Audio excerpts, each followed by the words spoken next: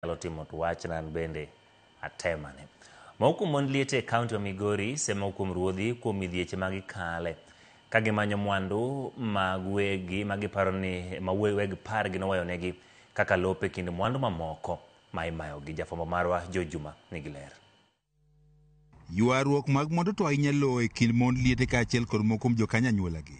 To ahinya ka yuochegi en achiel kuom midhieche madongo ma moko mond liete pod ywago e kaunti ma Migori. Ka perpetrator en yuora to perpetrator ni ok nyal make nikech an lweta ni nono. Moko kuomgi oseriembi e lope ma kuom kinde mathoth yande ne gidake ka ging'eyo ni mag wuon pargi ma osenindo. Ka moko kuom mond liete be nitie doho kamanyo ratiro. Moko kuom mond liete wacho ni giserem yudo mwandu mane wuon pargi oweyonegi nikech gik mathoth ma oting'o ruodhi ma otenore nyakonchiel. Land rights for women and widows are ignored. Legal provisions are overridden by discriminatory customs and corrupt local administration during land succession.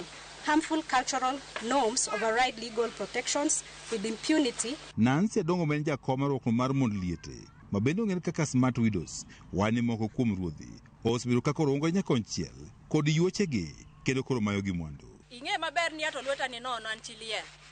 Takelo ni wach adier wach ma samori maya lopa.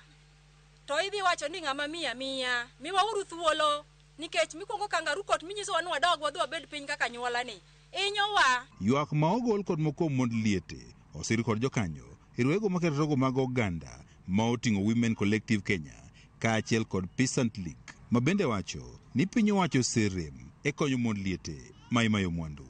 Letu tumefanya solidarity walk kwa barabara tukizungumza tukitoa sauti kwa yule mwanamke ambaye anapitia dhuluma na hizi toka nje kujitetea. Tumekomesha katika jamii ya kwamba wanaume watulinde. Giwani apisas mag piny owacho osirem keto tim chike manyalo reso mond liete ma isando kendo imayo mwandu.